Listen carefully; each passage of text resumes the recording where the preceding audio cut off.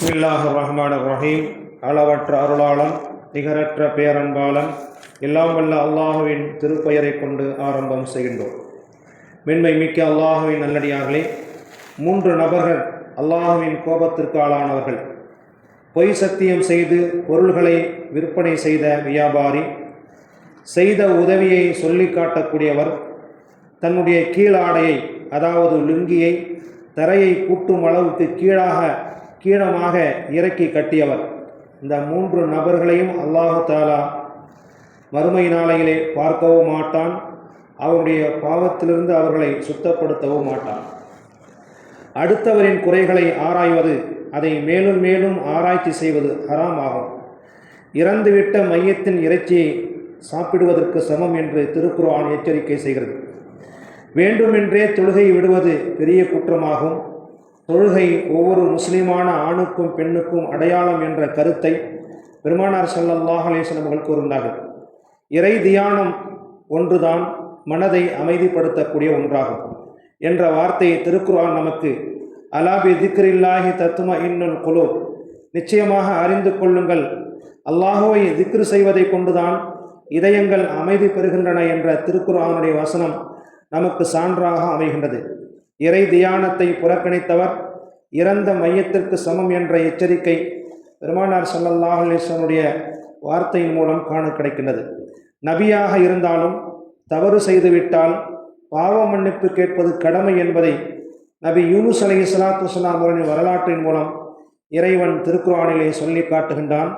ஃபலவுலா அன்னஹு கான மினல் முஸப்பிஹின், அவர் தஸ்பீஹ் செய்யாமல் மட்டும் இருந்திருந்தால் லபிஸ ஃபீ பத்னிஹி இலா யௌமில் கியாமா, உலக முடிவு நாள் வரை மீன் வயிற்றிலேயே அவர் தங்கியிருப்பார் என்ற கருத்தை திருக்குர்ஆன் ஷரீஃப் சொல்லுவதன் மூலமாக தஸ்பீஹ் என்ற லா இலாஹ இல்லா அன்த சுபஹானக இன்னி குன்து மினல் ஸாலிமீன் என்ற திருக்கலிமாவை ஓதியதின் காரணமாக நபி யூனுஸ் அலைஹிஸ்ஸலாத்து வஸ்ஸலாம் அவர்கள் மீன் வயிற்றிலிருந்து காப்பாற்றப்பட்டார்கள் என்ற வரலாறு திருக்குர்ஆன் சொல்லக்கூடிய வார்த்தையாகும்.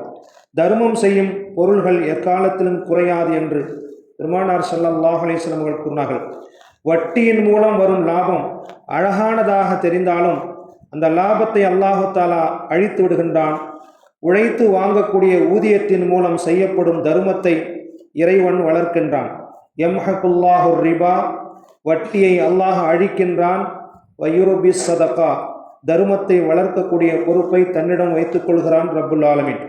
இறைவனை சந்திக்க வேண்டும் என்ற எண்ணம் யாரிடம் உள்ளதோ அவர் நல்ல அமல்கள் செய்யட்டும், அந்த எண்ணம் இறைவனின் சந்திப்பை ஏற்படுத்தும் என்ற கருத்தையும் திருக்குர்ஆன் சொல்லி காட்டுகிறது.